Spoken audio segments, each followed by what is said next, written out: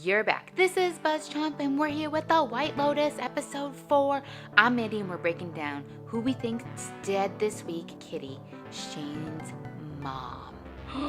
That's right, the overbearing mother, the one who imposes on Rachel and Shane's honeymoon, Kitty. We think she is the one who died. Meeting Kitty gives us so much new light into why Shane is the type of person that he is. They're like two peas in a pod. The best part is when they're at dinner and Kitty is like ripping on Rachel's idea to go work for a nonprofit. And she's like, all they want is money, money, money, money. And they're like going, money, money, money. Oh my God. Oh my goodness. It was freaking hilarious. I keep coming back to the fact that we started on Shane with the casket. I was under the impression here that this is a murder. I guess it doesn't have to be a murder, but I'm still going murder. After the whole thing with Shane and Armand, and Shane like wanting to ruin Armand's life, Armand having this meltdown, hiding the fact that Kitty is coming and all of that. I'm thinking that there's a battle that happens between Shane and Armand, and Kitty gets in the middle and she never goes and meets her friend for her spa time. Nope, because Kitty is our one who dies and gets murdered by Armand. That is my big prediction here. And this episode really just showed us like more of the deplorableness of these people, obviously Shane and Kitty.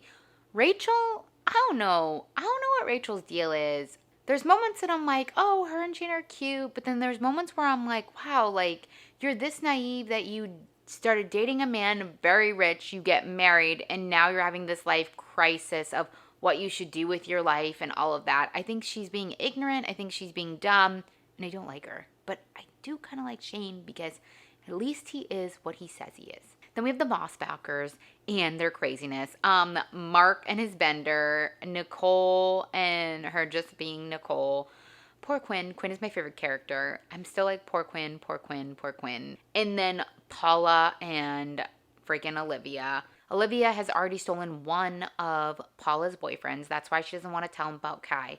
And we kind of really meet Kai and learn more about him. And I'm like, oh, he's so adorable. He's so cute. He better not get seduced by Olivia. And Olivia, like, she thinks she's not out of touch, but she's just as out of touch as everyone else because she's like stirring up trouble, trying to be like her dad. Well, you don't talk to Paula, you don't ask her anything. And then Paula asks him something, what he stands for, and like blah blah and all of that. And like Olivia's just as bad as everybody else. Then we have Tanya and Belinda, and poor Belinda. Tanya is never going to invest in her business, never going to give her the time of day, but she like is acting like she does. She ditches her for Greg, who she thinks is a part of BLM, which you know from the start he's not a part of BLM. He's a law enforcement man, and BLM is the agency that he's a part of. Oh, bless her heart. All she wants is the sex, and that's what she gets from this man. Poor Belinda is going to be screwed over by Tanya. She's like our only like real person here who wants to do change and wants to give to the world and to people and use her skills. Let's just talk about the ending for a second. OMG, Shane catching Armand and Dylan in their little like drug-fueled sex, and Belinda opening the door, OMG, adding fuel to the fire. Kitty getting in the middle of Armand and Shane, and it makes sense for Shane to be the way that he was in the beginning, that first episode. Only 2 episodes left. I'm Mandy. Subscribe to Buzz Chomp for more of our White Lotus and share with me.